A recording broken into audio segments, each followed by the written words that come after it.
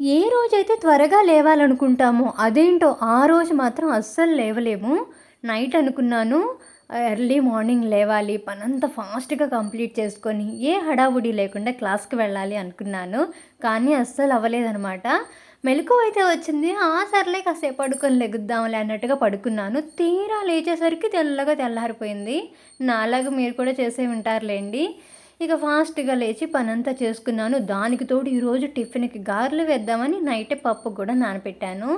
So, పప్పు కడిగి అదంతా గారెలయి వేసేసరికి ఇంకాస్త టైం ఎక్కువైపోయింది. ఎనీవే కానీ ఆ గారెలు తింటున్నప్పుడు ఉంటుంది చూడండి, ఆ ఫీలింగే వేరులేండి. వేడి వేడి గారెల్లో పల్లీ చట్నీ ఏసుకొని చక్కగా తిన్నాను. ఇంక క్లాస్‌కి వెళ్ళడానికి రెడీ అయ్యాననమాట.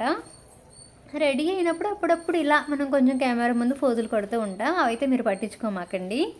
తర్వాత క్లాస్‌కి వెళ్ళాను. నేను ఆల్రెడీ లేటేమో అనుకున్నా. కానీ నా లక్ ఏంటంటే బయోమెట్రిక్ పడట్లేదంట. సో, చాలామంది వెయిట్ చేస్తూ ఉన్నారు. హమ్మయ్య! నో ప్రాబ్లమ్, ఈరోజు లేట్ అయితే అవ్వలేదులే అనుకున్నాను.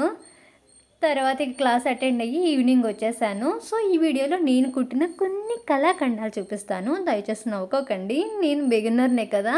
సో, నేను కొంచెం కొంచెంగా నేర్చుకుంటున్నాను. ఇవి నేను కుట్టిన కొన్ని ప్యాంట్స్ అనమాట. Dhoti pant, Patiala pant, chudi pant, అలా కొన్ని అంటే డే బై డే నేను ఇంప్రూవ్ అవుతున్నానని నేను అనుకుంటున్నాను. స్టార్టింగ్‌లో అయితే అసలు కుట్టు వేయడం కూడా సరిగ్గా వచ్చేది కాదు. అలాంటిది ఇప్పుడు మిషన్ మీద అటు ఇటు తంటాలు పడి ఏదో రకంగా కుట్టేస్తున్నాను. ఏమంటారు?